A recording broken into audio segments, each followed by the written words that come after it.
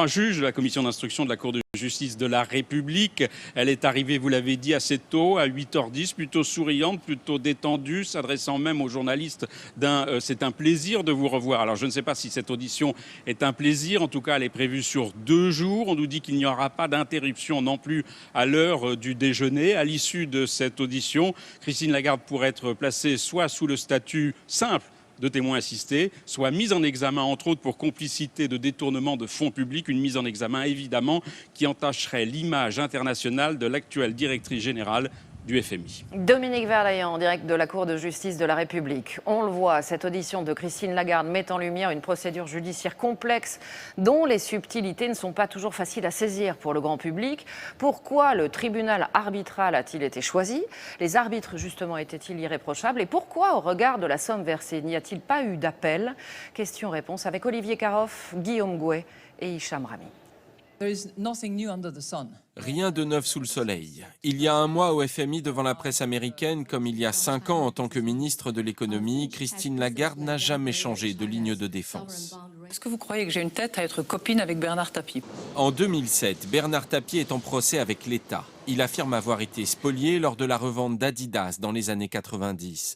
Une banque publique, le Crédit Lyonnais, lui avait acheté et l'avait aussitôt revendu 2 fois plus cher. Suivent des années de procédure, tribunal, cour d'appel, cour de cassation, les décisions se suivent et se contredisent. C'est alors que Christine Lagarde choisit de confier l'affaire à des arbitres privés. Pourquoi un tel arbitrage? À Bercy, les services du ministère étaient contre. Plusieurs hauts fonctionnaires s'étaient inquiétés du risque pris par l'État avec l'arbitrage privé. L'ex-directeur de cabinet de Christine Lagarde reconnaît pour la première fois une maladresse.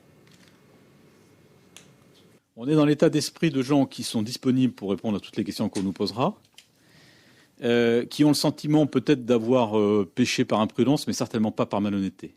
Imprudence aussi dans le choix des 3 arbitres. Étaient-ils irréprochables, totalement indépendants? Les voici à 2 pas du palais de justice de Paris après une réunion. L'un d'eux, Jean-Denis Bredin, avocat renommé, a été membre du même parti politique que Bernard Tapie. Un autre, Pierre Estou, ancien haut magistrat, a travaillé comme consultant dans divers dossiers avec l'avocat de Bernard Tapie. Il ne l'a pas signalé. Proximité gênante? Non, répond ce matin l'homme d'affaires. S'il y avait eu à l'intérieur de l'arbitrage quoi que ce soit de contestable, il y a longtemps que ce serait sorti, et il y a longtemps qu'on le saurait. Leur décision en tout cas est très favorable à Bernard Tapie. Censé accorder 50 millions d'euros au maximum, il lui en offre 400, dont 50 pour préjudice moral.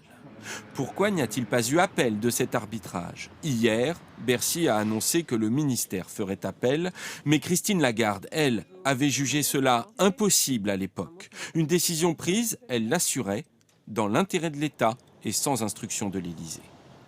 La politique maintenant avec cette image. François Hollande est l'invité d'honneur des célébrations du 150e anniversaire du Parti social-démocrate allemand, le SPD.